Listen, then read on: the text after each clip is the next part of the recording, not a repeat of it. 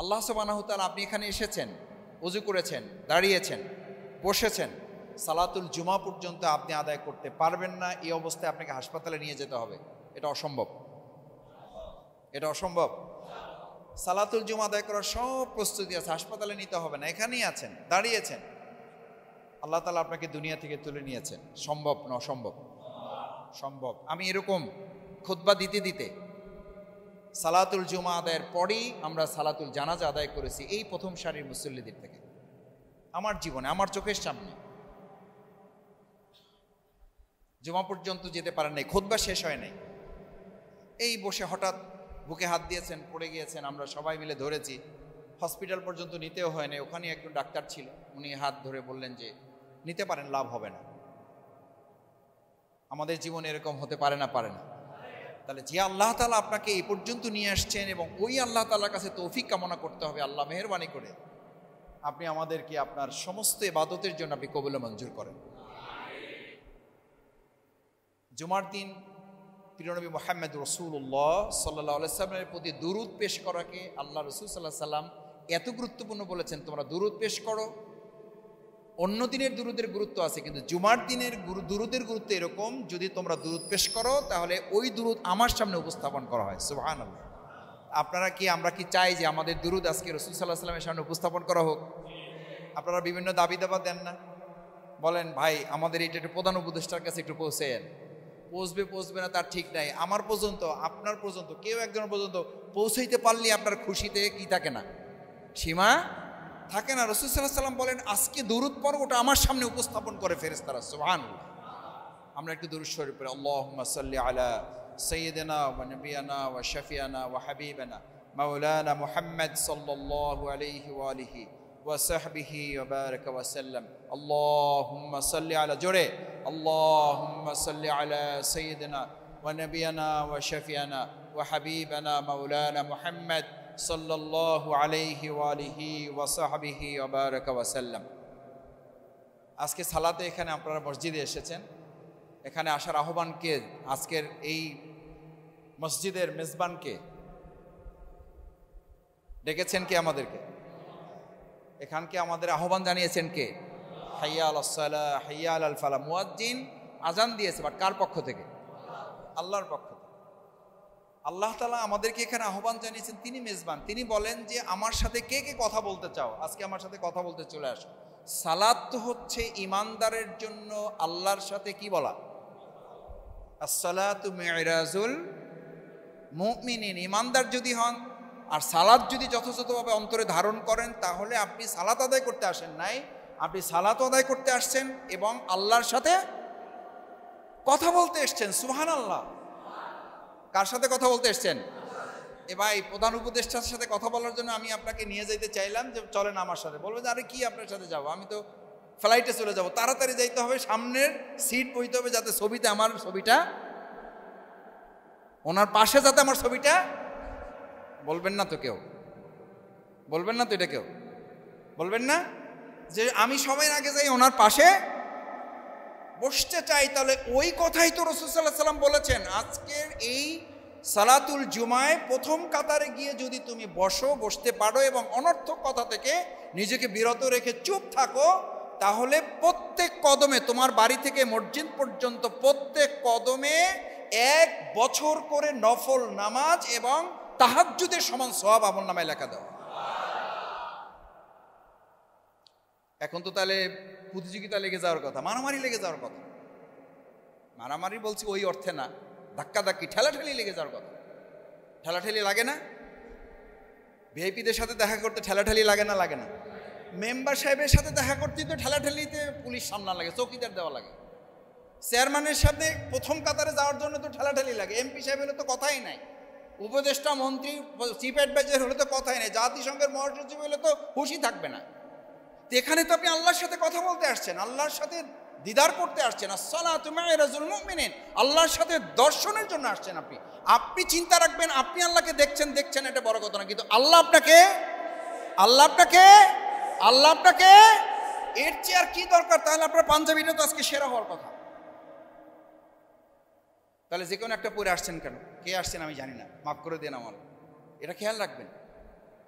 সালাতে সবচেয়ে ফিটফাট, সবচেয়ে ভালো পোশাকটা পরবে ইনশাল্লাহ। এটা শুধু সালাতুল জুমার জন্য না, প্রত্যেক সালাতের জন্য।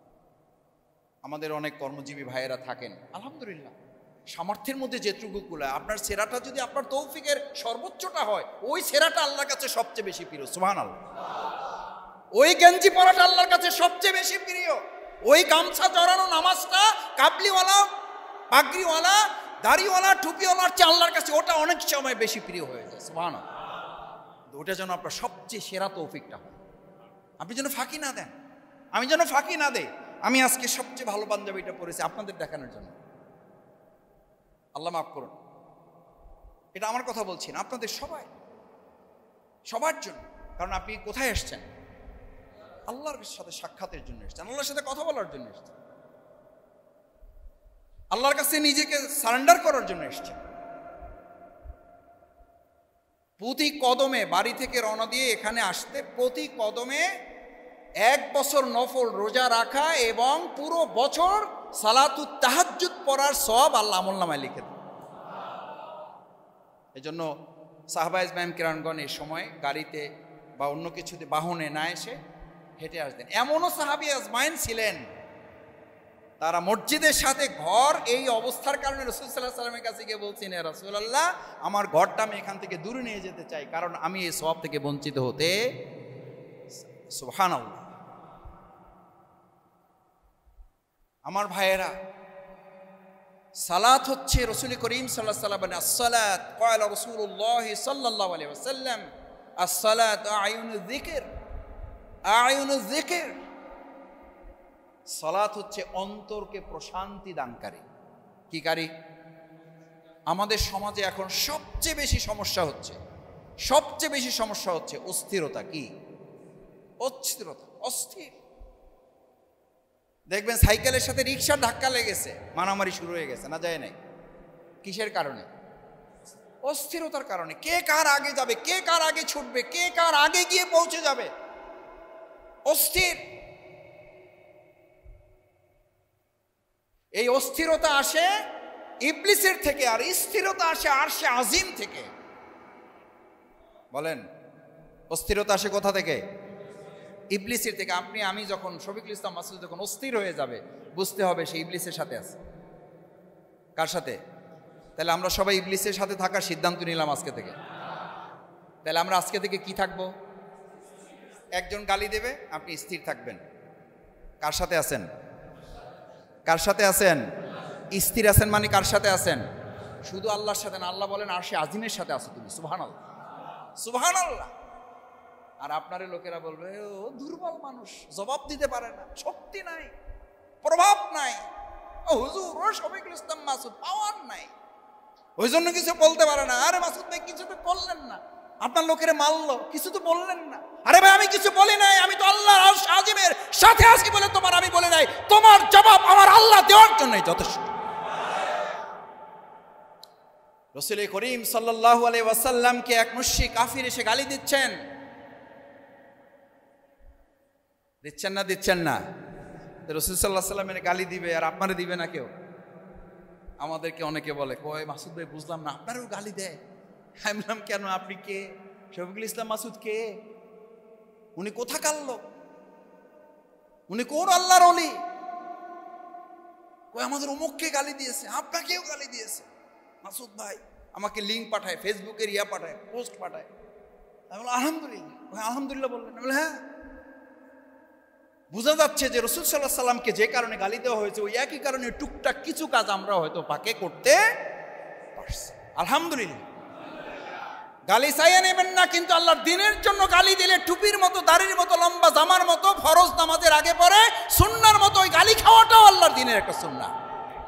পারবেন স্থির থাকতে ইনশাআল্লাহ? তাহলে মামলা কমবে না বাড়বে? ঝগড়া বাড়বে না কমবে? মারামারি বাড়বে না কমবে? এই শিক্ষা দেয় সালাত।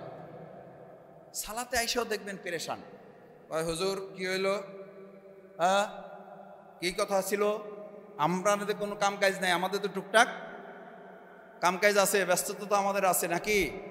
আপনি তো ইমামতি করেন, মুয়াজ্জিন আজান দেন আর নামাজ পড়ায়, বেতন তো আমরাই দেই। কিন্তু বেতন কোথা থেকে আসে? ওই কাম তো আমাকে করা লাগে, নামাজ শুরু করেন। আমি নিজে তখন ক্লাস 9-এর ছাত্র, পটুয়াখালীতে গেছি একটা প্রতিযোগিতায়। ওই ইমাম সাহেব আছেন কিনা আমি জানি না, বহুদিন আর যোগাযোগ নেই। পটুয়াখালী ডিসি কোর্ট মসজিদে আমি জুমার নামাজ পড়ার জন্য গিয়েছি। আজকে এটা ওই কারণে বলছি না যে আমি লম্বা বক্তৃতা করব। তো ওনার বক্তৃতার মাঝে একজন একটু প্রভাবশালী ব্যক্তি হবে নিশ্চয়ই, উনি দাঁড়িয়ে শুধু বলছিলেন যে হুজুর টাইম হয়ে গেছে। কি হয়ে গেছে? টাইম হয়ে গেছে। বসেন বসেন। বসে না, আমি তো বলছি যে শুধু টাইম হয়েছে। আমিও তো বলছি বসেন।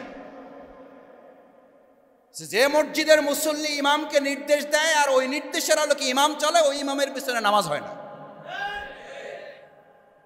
কি হয় না?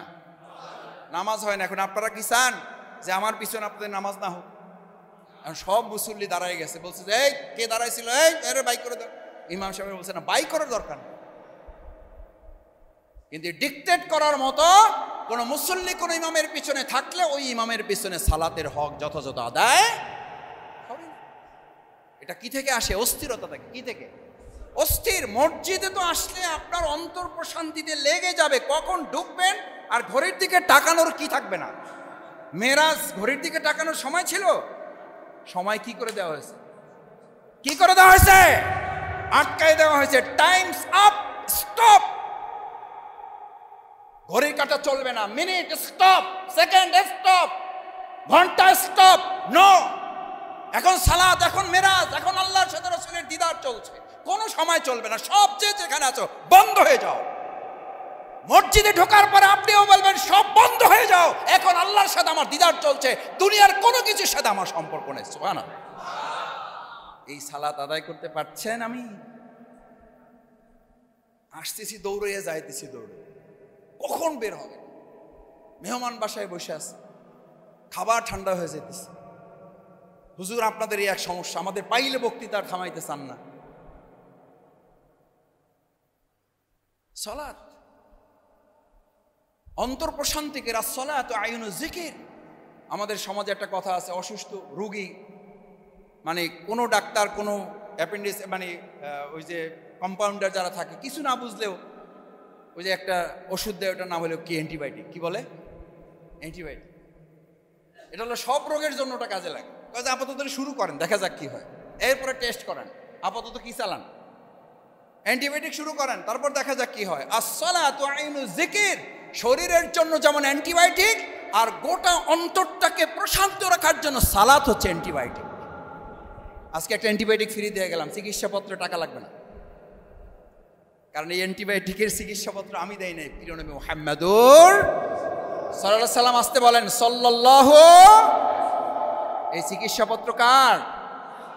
রাসূল করিম সাল্লাল্লাহু আলাইহি সাল্লাম। পৃথিবীর কোনো চিকিৎসকের না।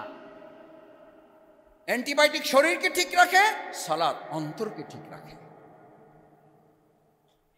এটা এমন প্রশান্তি দেয়। ওমরে ফারুক রাদিয়াল্লাহু তাআলা আনহু ফজরের সালাত আদায় করতে দাঁড়িয়েছেন, মাসের পর মাস তরবারে ধার দিয়েছেন ওমরকে কি করার জন্য? হত্যা করার জন্য। আছে ঘটনা না নেই? আছেন।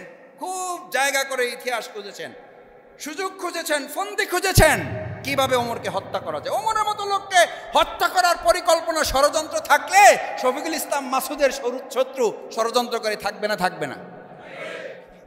আশ্চর্য হন কেন? অবাক হন কেন? হতাশ হন কেন? হ্যাঁ ভাই, আমাদেরও শত্রু আছে, এইটা তো হইতে পারে না। ফসল থাকলে আগাছা থাকবে, ওটা কৃষকের দায়িত্ব। তখন কৃষক বুঝবে আমি ফসল ফলাইছি, আগাছা হয়েছে, মানে এবার ফসলটা ঠিক আছে। এবার ফসলকে রক্ষা করার জন্যই কৃষককে ধৈর্য ধরে আগাছাটা দমন করতে হবে। আবার এইটা বললে হবে না আগাছা ফসল একসাথে থাকুক, আমি সহ অবস্থানে বিশ্বাসী। কি অবস্থানে? এই সহ অবস্থানে বিশ্বাসী, মিলাইয়া জিলাইয়া চলার লোক আমাদের সমাজে নাই। না, নাই। আছে, বাউফলের বাইরে আছে, বাউফলে নেই। কি মিলাইয়া? কয়েছে মিল্লা জিল্লা থাকেন। কি করে? আচ্ছা, মিল্লা জিল্লা যদি থাকেন, ফসলও থাকলো, আগাছাও থাকলো, আসলে কি থাকলো? আসলে কি থাকলো পিছনে বলেন? আপনি যদি সিদ্ধান্ত নেন জমি সামনে দাঁড়াইয়া যে আমি সিদ্ধান্ত নিছি আমার খেতে ফসলও থাকবে, আগাছাও থাকবে। আসলে কি সিদ্ধান্ত নিয়েছেন? আসলে কি থাকে? কারণ ফসল এবং আগাছার সিদ্ধান্ত যদি কেউ নেয়, চূড়ান্তভাবে ফসলকে আগাছা দমন করে ফেলে, থাকে কি? আগাছা। এই ফসলের প্রয়োজনেই আগাছা কি করতে হয়? সেই জন্য সালাত নির্দেশ দিচ্ছে, বিসমিল্লাহির রহমানির রহিম, ইন্নাস সালাতা তানহা আনিল ফাহশাই ওয়াল মুনকার। সুবহানাল্লাহ। ইন্নাস সালাতা তানহা আনিল ফাহশাই ওয়াল মুনকার। সালাত আদায় করে শুধু সে অ্যান্টিবায়োটিক গ্রহণ করে না, সে যে কোনো রোগের বিরুদ্ধে সমাজকে সুস্থ করার জন্য লড়াইয়ের একজন সৈনিক হিসেবে নিজেকে পরিণত করে। সুবহানাল্লাহ। সালাত বলা হচ্ছে আসসালাতু আয়ুনিস জিকির বলা হচ্ছে, আবার এই সালাতকে বলা হচ্ছে সমাজ এবং রাষ্ট্রকে পরিশুদ্ধ করার এটা একটা মাধ্যম। সালাত থাকলে সেখানে কি থাকবে না? ফাহশা, অশ্লীলতা, বেহায়াপনা থাকবে না। তা আমাদের সমাজে সালাত আছে না নাই? অশ্লীলতা আছে না নাই? তাহলে কি হইল ভাই? তাহলে কি হইল ভাই? তাহলে তো বোঝা যাচ্ছে ফসলও আছে, আগাও আছে, তার মানে কি আছে? এখন বলেন, এখন আমারে বলেন, এখন কি সালাত বাদ দিয়ে দেবো আমরা? না। এই জন্যই সালাতের আলোচনা নিয়ে আসছি আজকে, এই জন্যই সালাতের আলোচনা নিয়ে আসছি। সালাত ওমর রাদিয়াল্লাহু তাআলাকে হত্যা করার জন্য পরিকল্পনা করে ঠিক এক রাকাত আদায় হয়েছে ফজরের, এর মধ্যেই ছুরি ঢুকিয়েছে, নারী বুড়ি বের হয়ে আসছে, ওমর রাদিয়াল্লাহু তাআলা পড়ে গিয়েছেন, সেন্সলেস হয়েছেন, সালাত ভঙ্গ হয়ে গেছে। সবাই সালাত রেখে সবাই দৌড়তেছে। ভালো করে বুঝেন, ভালো করে বুঝেন মুসল্লিয়ানে কেরাম, এটা সালাতের শিক্ষা। একজন নেতা ইমাম, ইমাম মানে লিডার, ইমাম মানে নেতা, ইমাম মানে শাসক,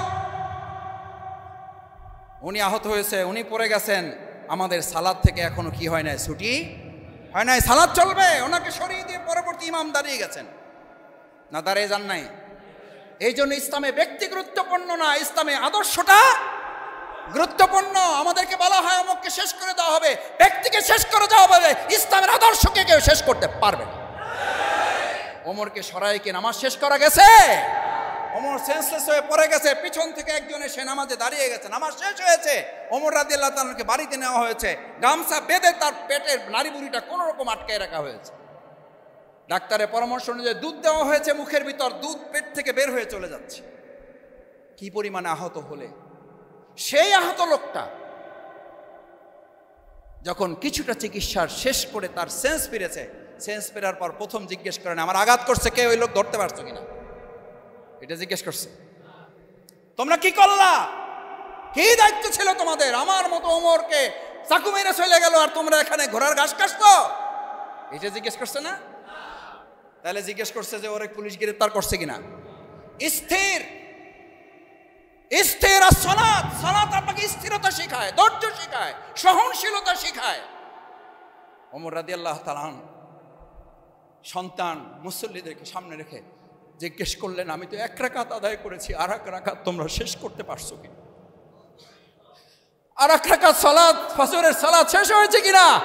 এই দায়িত্ব কি তোমরা পালন করতে পারছো? ফজরের 2 রাকাত সালাত আমি 1 রাকাত শেষ করে আসছি, আর 1 রাকাত তোমরা দায়িত্ব নিয়ে শেষ করতে পারছো। This is Islam, this is leader, this is spirit of Islam. আপনি আহত হয়ে যাবেন, আপনি শহীদ হয়ে যাবেন, কিন্তু ইসলামের দায়িত্ব পালন চলমান ছিল, আছে। এবং শফিকুল ইসলাম মাসুদের জন্য, ইমাম সাহেবের জন্য, খতিব সাহেবের জন্য, সভাপতি সাহেবের জন্য, ইসলামের মসজিদের, মাদ্রাসার, দ্বীনের খেদমতের কোনো কাজ কেউ আটকাতে পারে নাই, পারছে না, ভবিষ্যতেও। দিস ইজ ইসলাম, সালাত।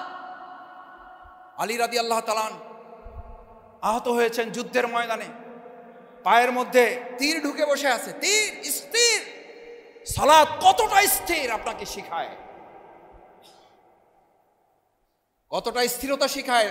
পায়ের মধ্যে তীর ঢুকে বসে আছে, হাত দিতে দিচ্ছে না কাউকে, কাউকে হাত দিতে দিচ্ছে না। আলী রাদিয়াল্লাহু তাআলা এতটা যন্ত্রণা কাতর, এতটা অস্থির হলেন না। আলী রাদিয়াল্লাহু তাআলা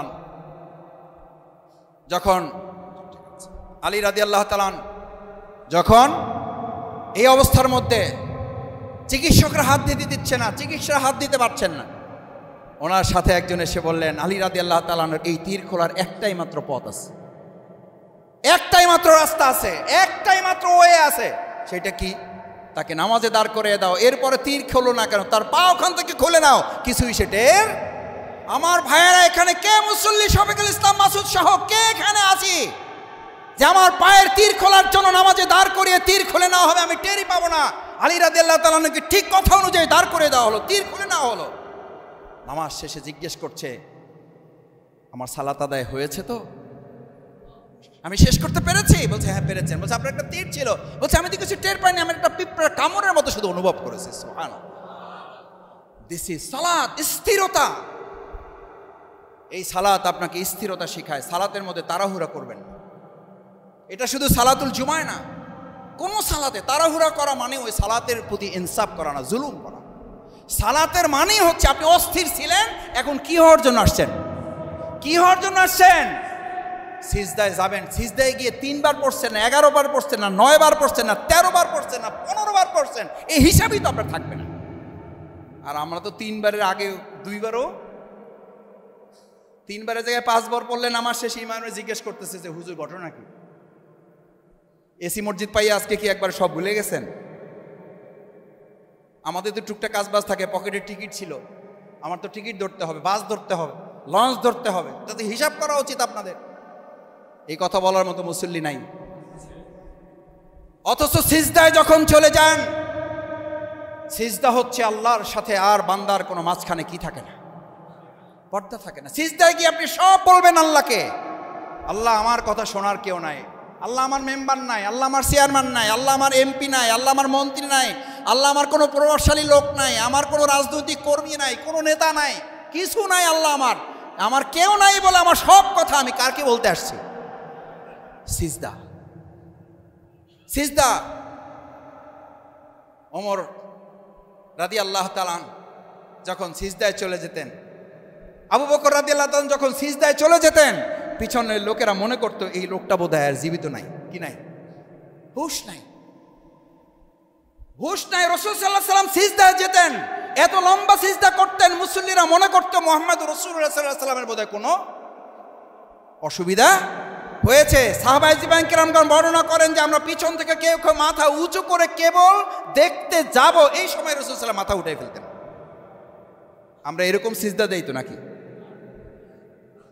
সালাত, সিজদায় যাবেন, দুনিয়া ভুলে যাব, দুনিয়া ভুলে যাব না। সিজদা আমাকে দুনিয়া ভুলিয়ে আমাকে পরকালে ঢুকাইয়ে দেওয়ার নাম হলো, বলেন, দুনিয়া ভুলে পরকালে ঢুকাইয়ে দেওয়ার নাম হলো সিজদা। আর আমাদের সিজদা হলো সিজদার মধ্যে বসেই কয়বার সুবহানাল্লাহ বলছি, তার চেয়ে বড় কথা হলো দোকানের হিসাব ওর মধ্যে ক্লিয়ার, পরিবারের হিসাব ওর মধ্যে ক্লিয়ার। আমার ভাইয়েরা, মুসল্লিয়ানে কেরাম, আমি আপনাদের কষ্ট বাড়াতে চাই না। এই সিজদা দিয়ে নামাজ সালাত কি আদায় করতে পারবো ইনশাল্লাহ? দেখি আমরা ইনশাল্লাহ। আমাদের সিজদা কি আজকে থেকে পরকালে ঢোকার দরজা হবে ইনশাল্লাহ? এই সিজদাকে আমাকে আল্লাহমুখী করবে ইনশাল্লাহ? এই সিজদাকে আমাকে পরকালমুখী করবে ইনশাল্লাহ? রাসূল সাল্লাল্লাহু আলাইহি ওয়াসাল্লাম বলতেন, সিজদা যখন দিবা তখন 2 হাত এমন ভাবে রাখবা, ডানে বামে চোখটা বন্ধ করে ভাববা তোমার সামনে কিচ্ছু নেই, তোমাকে কবরে শোয়ায় রাখা হয়েছে, তুমি কিছুই দেখতে পাচ্ছ না, তুমি একা, পৃথিবীতে আর কেউ নেই তোমার। সিজদায় গিয়ে কবরের দৃশ্য তোমার চোখের সামনে নিয়ে আসো। কবর, ইন্নী ওয়াজ্জাহতু ওয়াজহিয়া লিল্লাযী, যখন দাঁড়িয়ে যান আল্লাহকে সামনে রেখে, তখন আপনি ভাববেন আমি শুধু আল্লাহকে সামনে রেখে দাঁড়াই নাই, দুনিয়ার সব কিছু থেকে মুক্ত হয়ে আমি এক আল্লাহকে সাক্ষী রেখে দাঁড়িয়ে গেলাম, আমি এক আল্লাহ ছাড়া আর কাউকে মানি। আমার ভাইয়েরা, সালাত এটা ট্রেনিং দেয়, এক আল্লাহ ছাড়া কাউকে না মানা। ইন্নী ওয়াজ্জাহতু, সোজা, একদম সোজা। আমরা সোজা হই জীবিত অবস্থায় না, আমরা সোজা হই মরার পরে। বাপ এবং সন্তান দুইজনে মিলে অথবা 2 ভাই মিলে বাপের কফিন, একজন মাথার কাছে কাপড় ধরে, একজন পায়ের কাছে কাপড় ধরে, দুইজনে টানে আর বলে কি করো, কি করো, কি করো। তখন আশেপাশের লোকেরা কেউ কেউ বলেন মনের দুঃখ নিয়ে, কষ্ট নিয়ে, আফসোস নিয়ে, অভিযোগ অভিমান নিয়ে বলেন, তোমার বাপেরে তোমার ভাইরে সোজা তো করছো, মরার পরে বাঁচা থাকা অবস্থায় কি করতে পারো নাই? সোজা করতে পারো নাই। সালাত আপনার জীবনকে সোজা করার জন্য। সালাত আজকে এখানে যারা আসছেন, আমরা কি সিদ্ধান্ত নিতে পারলাম সিরাতাল মুস্তাকিম, জীবনটাকে সোজা সরল সঠিক পথে চালাবার জন্য আজকে সালাত আমাদের জীবনে? দেখি ইনশাআল্লাহ আমরা আজকে থেকে কোন পথে? সরল পথে। কোন পথে? কার পথে? সরল পথে। আল্লাহ কবুল করুন। এটা হচ্ছে সালাত। সালাতের শেষ একটা কথা বলে সালাতের জন্য আমরা চলে যাব। সালাতের প্রতি আকর্ষণ বাড়ছে না বাড়ে নাই? কখন সালাতে দাঁড়াবেন? অস্থির লাগবে। এটা সালাতের আর একটা মাসালা। আজান হওয়ার আগে আপনার মধ্যে অস্থিরতা তৈরি হবে, কখন মসজিদে যাব, কখন মসজিদে যাব। এই অস্থিরতা যখন তৈরি হবে, রাসূল সাল্লাল্লাহু আলাইহি ওয়াসাল্লাম বলেন, ফা আনতা মুমিন, তুমি ইমানদার। ফা আনতা মুমিন, এমন তুমি ইমানদার যদি তোমার মধ্যে অস্থিরতা তৈরি হয়। ফজর নামাজ মসজিদে সালাত জামাতে আদায় করতে পারো নাই, তোমার মধ্যে টেনশন লাগতেছে, অস্থির লাগতেছে, ভালো লাগতেছে না। ভাবি জিজ্ঞেস করতেছে, খালাম্মা জিজ্ঞেস করতেছে, চাচি আম্মা জিজ্ঞেস করতেছে, কি হয়েছে তোমার, এমন ছটফট করছে কেন? আপনি বলবেন, কেন তুমি খেয়াল করো নাই আজকে যে আমি মসজিদে গিয়ে সালাত জামাতের সাথে আদায় করতে পারি না? অস্থির হয়ে যাও। শেষ এখানে আসছেন, কেউ কাউকে ডানে বামে তাকায় দেখতেছেন যে আপনার ইজ্জতের সাথে যায় কিনা যার পাশে বসছেন? ডানে বামে তাকাইকে দেখতেছেন যে আপনার দলের কর্মী কিনা, না হলে উঠাই দিতেছেন এরকম, যে আমার মতের সাথে মিললে বসেন, না হলে ওঠেন। ওঠেন, দেখেন আমার নামাজটা ঠিক রকম আদায় করতেছে, আপনার পাশে নিয়ে আমি কোনো ঝামেলায় যাইতে। এটা মসজিদে মনে হয় তো আমাদের মনে হয়, এটা ভুলিয়ে দেয় কে? আল্লাহ। যে আল্লাহ আপনাকে এভাবে ভুলিয়ে দিল, সে আল্লাহ তো সমাজেও আপনাকে এভাবে কাঁধে কাঁধ নিয়ে এখানে বলেন, ইমাম নির্দেশ দেন, রাসূল সাল্লাল্লাহু আলাইহি ওয়াসাল্লাম নির্দেশ ছাড়া এই সালাত আদায় শুরু করতেন না। সালাত আদায় শুরু করতেন না। মুসল্লিয়ানে কেরাম, দাঁড়িয়ে যাও, কাতার সোজা করো, সোজা। আর মাঝখানে যেন কোনো কি না থাকে, ফাঁকা না থাকে, কাঁধে কাঁধ মিলিয়ে দাঁড়িয়ে যাও। সাফফান সুফুফা, তোমাদের কাতারগুলো সোজা করো, দাঁড়িয়ে যাও। কাতার মাঝখানে যেন কোনো বিভেদ তৈরি। আমাদের সমাজে বিভেদ আছে না নাই? সালাতও আছে, বিভেদও আছে, সালাতও আছে। আজকে সিদ্ধান্ত নিতে চাই, সালাত যদি থাকে বিভেদ, বিভেদ যদি থাকে সালাত থাকবে না? থাকবে। সালাত থাকবে। এই সালাত দিয়ে আমরা বিভেদের সমস্ত জায়গা কবর রচিত করে এক সহাবস্থানে বাউফল আমরা তৈরি করবো ইনশাআল্লাহ। দেখি পারবেন ইনশাআল্লাহ? সালাত হবে বিভেদের কবর রচনা করার হাতিয়ার। সালাত হবে বিভেদের কবর রচনা করা। আমরা সবাই মুসল্লি, আমরা এক আল্লাহর গোলাম। আমাদের চিন্তার পার্থক্য থাকতে পারে, কিন্তু মাঝখানে আমাদের কোনো বিভেদ। আল্লাহ আমাদের কবুল করুন। সম্মানিত ভাইরা, আসুন সালাতুল জুমা আমাদেরকে এই যে ট্রেনিংগুলো দেয়, ট্রেনিংগুলো নিয়ে যেন যথাযথ সালাতের মাধ্যমে আমরা আল্লাহর কাছে এমনভাবে হাজির হতে পারি। আসসালাতু মিফতাহুল জান্নাহ। আসসালাত, সালাতকে শেষ বলা হয়েছে। সালাত হচ্ছে কিসের চাবি? জান্নাতের চাবি। চাবি লাগবে? লাগবে। ফ্ল্যাটের চাবি, প্লটের চাবি, গাড়ির চাবি, বহু চাবি তো জীবনে পাইছেন, ব্যাংকের চাবি, লোপাটের চাবি, কত কিছু চাবি তো জীবনে অর্জন করছেন। এখন আজকের মসজিদ থেকে আমরা একটা চাবি নিয়ে যেতে চাই। কিসের চাবি? জান্নাতের চাবি। কিসের চাবি? কিসের চাবি? এই চাবির নাম কি? সালাত। এই চাবির নাম কি? 5 ওয়াক্ত সালাত। মাঝে মধ্যে পড়বো, মাঝে মধ্যে পড়বো না ইনশাআল্লাহ। তাহলে তো চাবি মাঝে মধ্যে থাকবে, মাঝে মধ্যে থাকবে না। হোটেলে যদি মাঝে মধ্যে 2 সেকেন্ডের জন্য চাবি হাতছাড়া হয়ে যায়, হোটেল আছে না নাই? নাই। তারপরে তো জান্নাত নাই।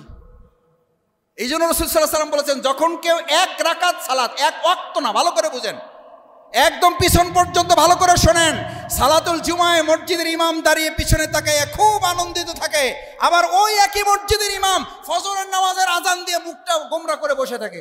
আরে আজকে আদৌ সালাতুল ফজরের জামাতটা হবে কিনা?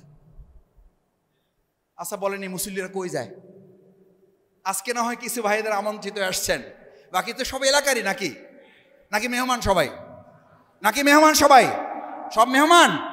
তাহলে এই একই ইমাম আজকে যখন সবাই আমরা আনন্দিত, এই একই ইমাম আজকে রাত শেষ করে যখন সালাতুল ফজরে আজানের পরে এখানে দাঁড়ায়া ডানে বামে তাকাবেন, জানালা দিয়ে তাকাবেন, দরজা দিয়ে তাকাবেন, এই পাশে দিয়ে তাকাবেন, ঘড়ির দিকে একবার তাকাবেন, কই মুসল্লি কোথায়? আমি তো 3 জনই তো হইল না, 6 জনই তো হইল না, আজকের আমাদের জামাতটা কিভাবে অনুষ্ঠিত করব?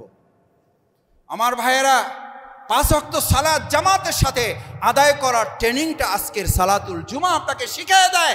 আজকে জুমায় যেভাবে সবার আগে শুরু করে প্রথম কাতারে এসে উটের সওয়াব নেওয়ার জন্য তোমাকে ট্রেনিং দেওয়া হলো, তুমি আসর, তুমি জোহর, তুমি মাগরিব, তুমি এশা, তুমি ফজর, প্রত্যেকটা ওয়াক্ত 1 রাকাত সালাত কেউ ছেড়ে দিলে পরবর্তী সালাত আদায় করার আগ পর্যন্ত তার ঈমান ঝুলন্ত অবস্থায় থাকে। কি অবস্থায়? সে মুমিন থাকতেও পারে। আচ্ছা, এটা রাজি আছেন সবাই? এই ঝুঁকি কেউ নিতে চান? তাহলে 1 ওয়াক্ত বলা হয় না, এক রাকাত। আর আমার জীবন থেকে হেলায় খেলায় আসর চলে যাচ্ছে, হেলায় খেলায় মাগরিব চলে যাচ্ছে, হেলায় খেলায় এশা চলে যাচ্ছে, ঘুমের তাড়নায় ফজর চলে যাচ্ছে, অথচ ঈমানও থেকে যাচ্ছে। নামাজও নাই, ঈমানও আছে। কেমন ঈমানদার আপনি? আজকে আমরা একটা ওয়াদা এখান থেকে করে যেতে চাই। আমার জীবনে আমরা যতদিন বেঁচে থাকবো, আমার জীবন থেকে 1 ওয়াক্ত তো দূরের কথা, হুঁশ থাকলে, জ্ঞান থাকলে 1 রাকাত সালাত আমার জীবন থেকে যাবে না, যাবে না, যাবে না ইনশাল্লাহ। আল্লাহ, আপনি হাতগুলো দুনিয়ার ক্যামেরায় বাদ পড়তে পারে, দুনিয়ার ক্যামেরায় হাত নাও আসতে পারে, দুনিয়ার ক্যামেরায় হাতের কোনো প্রয়োজন নাই, দুনিয়ার ক্যামেরায় আমাদের হাতের কোনো দেখার দরকার নাই। আল্লাহ আরশে আজিমের ক্যামেরায় আমাদের হাতগুলো বন্দী করে কাল কিয়ামতের দিনে হাতগুলো দেখে দেখে আমাদেরকে জান্নাতের জন্য আপনি চাবি দিয়ে কবুল করেন। আমিন, আমিন। আসসালামু আলাইকুম ওয়া রাহমাতুল্লাহি ওয়া বারাকাতুহু।